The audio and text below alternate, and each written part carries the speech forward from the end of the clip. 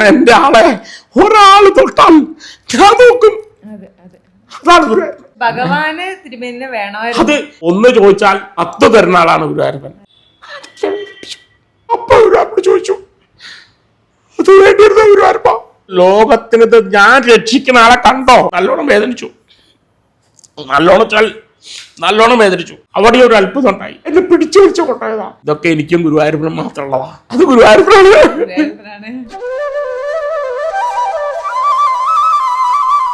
ഗുരുവായൂരപ്പന്റെ കൂടെ 55 വർഷമായിട്ട് സന്തത സഹചാരിയായിട്ട് ഇരിക്കുന്ന, ഭഗവാന്റെ ഒപ്പം തന്നെ ഉള്ളത്, ഇപ്പോഴും ഭഗവാന്റെ ഒപ്പം തന്നെ അങ്ങനെ ജീവിതം കൊണ്ടുപോകുന്ന ഒരു വിശിഷ്ട വ്യക്തിത്വമാണ് നമ്മോടൊപ്പം ഉള്ളത്. ഗുരുവായൂരപ്പന്റെ കീഴ്ശാന്തി കീഴടം രാമൻ നമ്പൂതിരിയാണ് നമ്മോടൊപ്പം ഉള്ളത്. അപ്പൊ അദ്ദേഹത്തോട് നമുക്ക് വിശേഷങ്ങൾ ചോദിച്ചറിയാം. നമസ്കാരം. നമസ്കാരം. 55 വർഷം എന്ന് പറയുന്നത് നിസ്സാര കണക്കല്ല അല്ലെ? അപ്പൊ ഇത്രയും വർഷമായിട്ട് ഭഗവാന്റെ ഒപ്പം എന്ന് പറഞ്ഞാൽ അതിൽപ്പരം ഭാഗ്യം എന്തല്ലേ? ഈ ഗുരുവായൂരമ്പലത്തിന്റെ അടുത്ത് ജനിച്ചാൽ തന്നെ ഭാഗ്യ. അതിൽ വലിയ ഭാഗ്യമില്ല. കാരണം ഭൂലോക വൈകുണ്ഠം എന്ന് പറഞ്ഞപ്പോ വൈകുണ്ഠത്തിലാണല്ലോ ജനനം. അത് ജനിക്കുക മാത്രമല്ല ചെയ്തത്, ആ അദ്ദേഹത്തിന്റെ സേവനം തന്നെ പറയാലോ. അല്ലെങ്കിൽ ദാസനായിട്ടാണ് ജനിക്കുന്നത്, ദാസനായിട്ടാണ് ജീവിക്കുന്നത്, ദാസനായിട്ടാണ് വളരുന്നത്, ദാസനായിട്ടാണ് അവസാനിക്കുന്നത്, ദാസനായിട്ട്. അതിന്റെ ഇടയിലൊന്നും ഇല്ല എന്നർത്ഥം. അതിന്റെ ഇടയിൽ ഉണ്ടാവുന്നതൊക്കെ എന്തൊക്കെയോ ഉണ്ടാവണം, പോണു. അത് നല്ലതാവാം, ചീത്തയാവാം, അനുഭവങ്ങളാവാം, സന്തോഷമാവാം, ദുഃഖമാവാം, എല്ലാം ഉണ്ടാവും. ഈ ദുഃഖത്തിനെ ദുഃഖമല്ലാണ്ട് ആക്കി തരുന്നതും കൂടി ഗുരുവായൂരപ്പനാണ്. നമുക്ക് ഇഷ്ടമില്ലാത്ത ദുഃഖാവുന്നത്, അല്ലാണ്ട് ദുഃഖം ഉണ്ടാവുമല്ല. നമുക്ക് ഇഷ്ടമില്ലാത്തൊക്കെ ചീത്ത. ഭഗവാൻ അങ്ങനെയല്ല, ഭഗവാന് ഒക്കെ ഇഷ്ട. ഭഗവാൻ ആരോടും എതിർപ്പില്ല. ഇത്രയും വർഷമായിട്ട് ഇപ്പോഴും ഗുരുവായൂരപ്പന്റെ കൂടെയാണ് ജീവിക്കുന്നത്. അതെ, സംശയമില്ല. ഭഗവാന്റെ അടുത്ത് നിന്ന് ഒരു ഹൃദയസ്പർശിയായിട്ടുള്ള ഒരു അനുഭവം ഉണ്ടോ? ആദ്യത്തെ ഒരു അനുഭവത്തിന്റെ ഓർമ്മ പറയാം. 11-12 വയസ്സിൽ ആനപ്പുറത്ത് കയറി തിരിഞ്ഞു. ആനപ്പുറത്ത് കയറി വലിയ ക്രൈസാ, ഒരു കേമത്ത ആനപ്പുറത്ത് കയറാറുണ്ട്. അന്ന് എന്നൊന്നും ഇങ്ങനെ എഴുന്നേൽപ്പൊന്നും ഉണ്ടാവില്ല. അപ്പൊ കുട്ടിയായിരിക്കുമ്പോ തന്നെ അടിപിടിയാണ് ആനപ്പുറത്ത് കയറാൻ തിരക്കാം. 12 വയസ്സ്, 74-75 കാലഘട്ടം. ഗുരുവായൂർ കേശവന്റെ പുറത്തൊക്കെ കയറിയാണ്. അതുകൊണ്ട് അത്ര പറയുന്നത്. ആ കേശവൻ 76 ചെരിഞ്ഞിട്ടുണ്ട്. ആ ചെറിയണ ദിവസം ഞാൻ ആനപ്പുറത്തുണ്ട്. അതിന്റെ മുകളിൽ ഇറങ്ങിയ ആളാ ഞാൻ, ആനയ്ക്ക് വയ്യാണ്ടായിട്ട്. അന്ന് എന്താ അനുഭവം വെച്ചാൽ, അന്ന് ശിവേലിക്ക് ആനപ്പുറത്ത് കയറി ശിവേലി നടക്കുമ്പോ ഞാൻ ആനപ്പുറത്ത് വീണു. താഴത്തന്നെ വീണു. ഉയരത്തുനിന്ന് ഇരിക്കക്കുത്തനെയാണ് വീണു. വീണു കുത്ത്. ഈ ആനക്കാരൻ പേടിച്ച് വന്ന് എടുക്കാൻ വന്നു പിടിക്കാൻ. അവ തുടരുത് പറഞ്ഞു, തൊട്ടാ ശുദ്ധം മാറും. അവ തുടരുത് പറഞ്ഞു. ഞാൻ ആനപ്പുറത്തേക്ക് തന്നെ കേറി.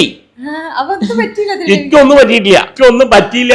ഈ ആനപ്പുറത്ത് കയറുക എന്നുള്ളതാണ് എന്റെ ഉത്സാഹേ. അല്ലാണ്ട് ഈ വീണതോ എനിക്ക് വല്ലതും പറ്റുമോ എന്നുള്ളതൊന്നും എന്റെ ചിന്തയ്ക്ക് ശ്രദ്ധയിലില്ല. ഞാൻ ആനപ്പുറത്തേക്ക് കയറി കുറച്ച് കഴിഞ്ഞപ്പോൾ ആൾക്കാർ ഓടി ഒന്ന് ഇങ്ങനെ ഇറങ്ങിക്കോളൂ, വൈകിരിക്കണ്ടെന്ന് പറഞ്ഞു. എനിക്ക് വയ്യായൊന്നുമില്ല പറഞ്ഞു. എനിക്ക് വയ്യായുണ്ടെങ്കിലല്ലേ, ഞങ്ങൾക്ക് വയ്യായൊന്നുമില്ല. ഞാൻ അങ്ങനെ കയറിയിരുന്നു. വൈകുന്നേരം ഈ നാമജോതിന് പോകും. പിന്നെ കുറച്ചു നേരം ഭക്തി പ്രഭാഷണം ഉണ്ടായിരുന്നു. മരിച്ചുപോയ ആഞ്ഞ മാധവൻ നമ്പൂരിയുടെ കഥയാണ് ഞാൻ പറയുന്നത്. അപ്പൊ അദ്ദേഹം അന്ന് പറഞ്ഞ വാക്കുകൾ എന്റെ ഹൃദയത്തിൽ ഇപ്പോഴും ഉണ്ട്. പക്ഷെ അത് എന്താ പറഞ്ഞാൽ, ഇന്ന് രക്ഷിച്ച കുട്ടിയാണ് ഗുരുവായൂരപ്പൻ എന്ന് പറഞ്ഞ് പിടിച്ച് കാണിച്ചു. അപ്പോ ചിരിക്കാ ചെയ്ത്. അറിയില്ല ഗൗരവം, അതിന്റെ ഗൗരവം അറിയില്ല. കാണിച്ചാൽ ഇന്ന് രക്ഷിച്ച കുട്ടിയാണ് എന്ന് പറയുമ്പോ ഇത് ഉൾക്കൊള്ളാൻ അറിയില്ലായിരുന്നു.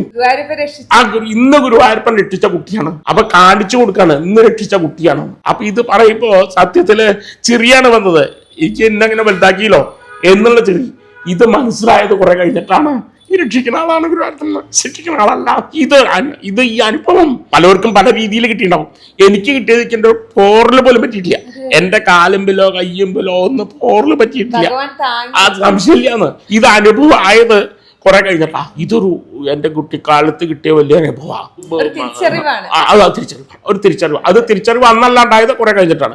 ഗുരുവായൂരപ്പന്റെ കേമത്വം. ഗുരുവായൂരപ്പൻ എന്തിനാച്ചാൽ ഞങ്ങളെ മുഴുവൻ വളർത്തി വലുതാക്കി നോക്കി കൊണ്ട് നടക്കുന്നത് ഗുരുവായൂരപ്പനാണ്.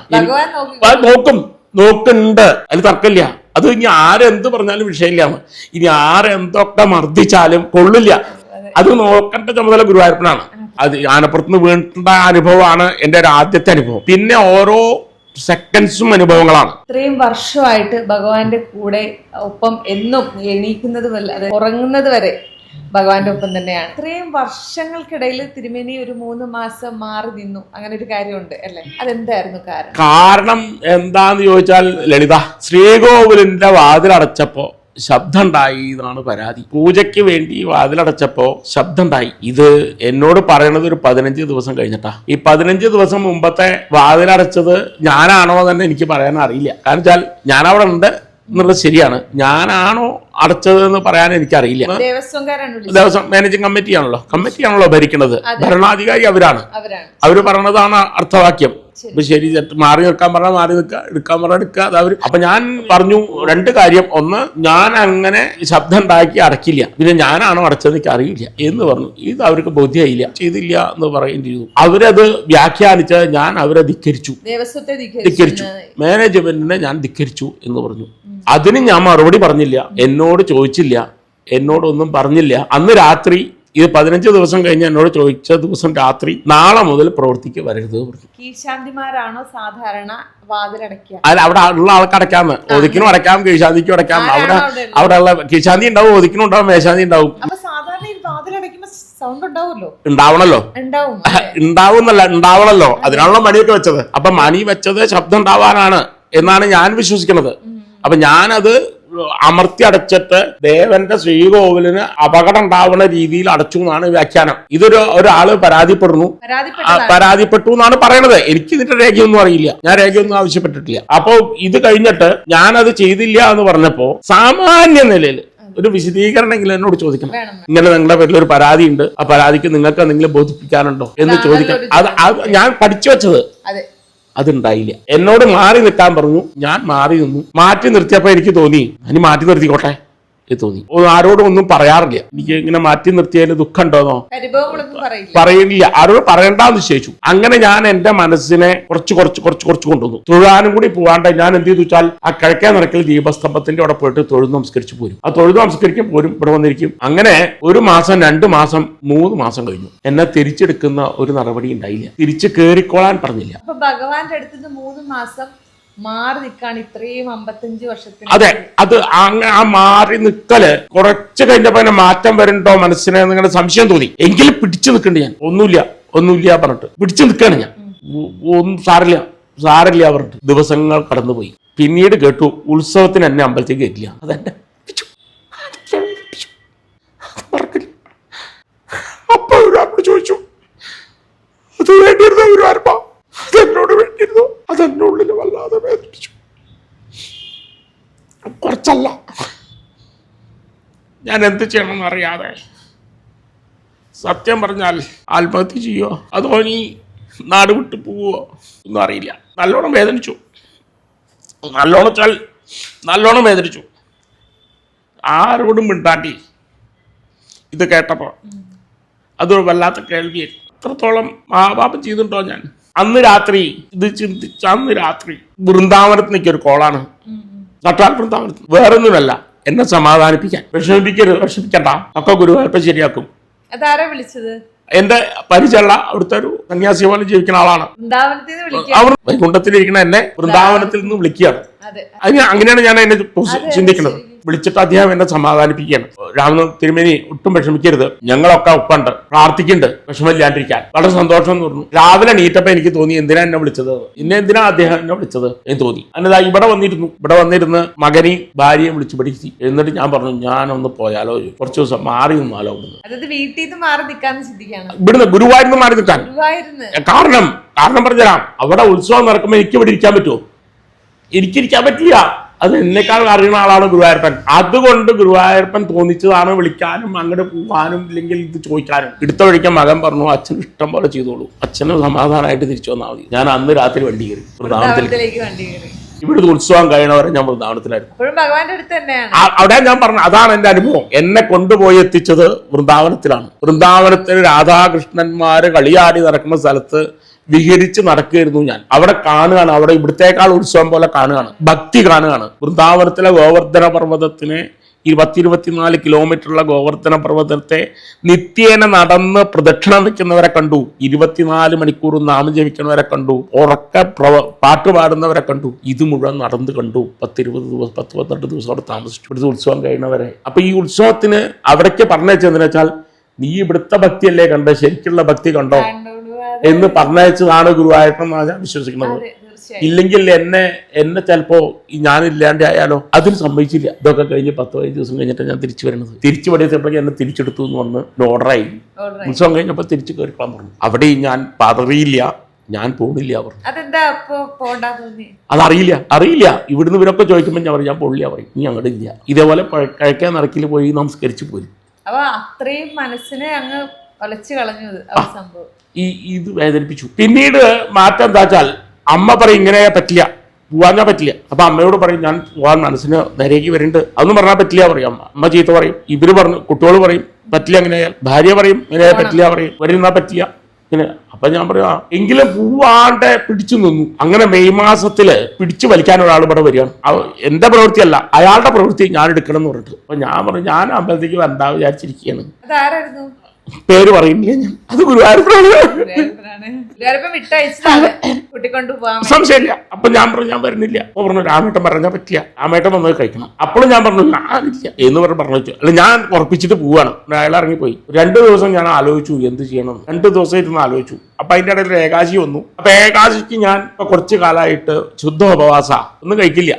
ദശമിയുടെ അന്ന് രാത്രി വെള്ളം കുടിച്ചാൽ ഏകാദശിയും കഴിഞ്ഞ് ദ്വാദശി അന്ന് രാവിലെ വെള്ളം കുടിക്കുള്ളൂ. അപ്പൊ മിണ്ടൂല്ല ആരോടും, മൗനമൃതുവാണ്. ആ ഏകാശി കഴിഞ്ഞു. ദ്വാദശി അന്ന് അയാൾക്ക് ഞാൻ മറുപടി ഇട്ടു, ഞാൻ കഴിച്ചോളാം ചെയ്തിട്ടു. അത് ശ്രീലകത്തെ പ്രവൃത്തിയായിരുന്നു, ഏറ്റവും ഇഷ്ടപ്പെട്ടതാ.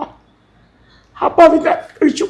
അങ്ങനെ ഞാൻ കയറി തുടങ്ങിയത്. എന്നെ പിടിച്ചു പിടിച്ചു കൊണ്ടുപോയതാ. അവിടെ ഒരു അത്ഭുതം ഉണ്ടായി. ഞാൻ എങ്ങനെ നാളെ രാവിലെ പോകുമ്പോ എന്താ ഗുരുവായൂരപ്പനെ കാണാൻ കൊണ്ടു കൊടുക്കേണ്ടത് എന്ന് മനസ്സുകൊണ്ട് ചിന്തിച്ചു. എന്ത് കൊണ്ടുകൊടുക്കണം, കുറച്ചു കാലയിലോ കണ്ടിട്ട് ഒന്നും അറിയില്ല. അപ്പൊ ഒരാളെ വിളിച്ചിട്ട് ഫോണിൽ പറഞ്ഞു നാളെ രാവിലെ 4:30 നേരിക്കാൻ ഒരു പടല കഥയിപ്പോഴും കുറച്ച് വെണ്ണയും കരിച്ചു വെക്കണം, പൈസ രാവിലെ കൊടുക്കാൻ ഫോൺ വിളിച്ച് പറഞ്ഞു. അപ്പൊ അയാള് മറുപടി ഇട്ടു രാത്രിയാ വിളിച്ചോട്ട് രാവിലെ എവിടുന്നാ കിട്ടുക അറിയില്ല, നോക്കിയെടുത്ത് വെക്കാം തോന്നുന്നു. ശരിയെന്നും പറഞ്ഞു വെച്ചു. കുറച്ച് പൈസ കയ്യിലെടുത്തു ഭഗവാന്റെ നടക്കിൽ വെക്കാൻ. കുറ്റൻ്റെ ആണോ ഞാൻ ചെയ്ത് തെറ്റാണോ എനിക്കറിയില്ലല്ലോ. തെറ്റ് അറിഞ്ഞത് ചെയ്തില്ല എന്നാണ് എന്റെ വിശ്വാസം. ഇനി എന്തുകൊണ്ട് ഇത് സംഭവിച്ചു അത് എനിക്കറിയില്ല. അപ്പൊ ഞാൻ ഈ പൈസയും കൊണ്ട് പോകുമ്പോ നടക്കിൽ കദളിപ്പഴം വെക്കുന്ന ഒരാളുണ്ട്. കദളിപ്പഴം ഇങ്ങനെ വെക്കും. 2 മണിക്ക് ഞാൻ 1:30 അമ്പലത്തേക്ക് പോവാണ്. തിരുമേനി ഈ പഴം ഒന്ന് കൊണ്ടുപോകും അമ്പലത്തേക്ക് ചോദിച്ചാൽ എൻ്റെ കയ്യിൽ തരിക ഒരു പടല കദളിപ്പഴം. അത് കൊണ്ടപ്പോ അങ്ങനെ ഞാൻ കയറിയത്.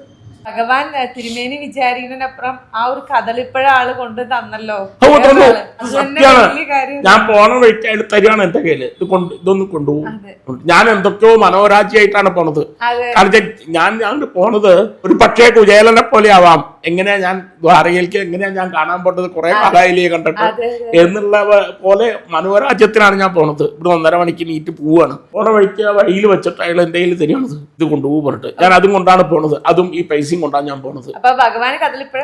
അത് അല്ല, ഞാൻ എന്താണോ വിചാരിച്ചത് അത് വേണം. അതാണ് നീ എന്താ മനസ്സിൽ വിചാരിച്ചാൽ അത് വേണം എന്നാണ് ഭഗവാൻ നിശ്ചയിച്ചത്. അത് ഞാൻ തന്നോളാന്ന്. എന്റെ കയ്യിലില്ലേ ഞാൻ തരാം എന്ന് പറഞ്ഞിട്ട് പോലെ തരിക ചെയ്തത്. അതെ, അത് സംശയമൊന്നുമില്ല. കാരണം ആർക്കും അറിയില്ല ഞാൻ കയറി എന്താ വരാണ്ടിരുന്നത്, എന്താ വരാതിരുന്ന കയറിയ എന്താ കയറിയില്ലെങ്കിൽ എന്താ ആർക്കും അറിയില്ല.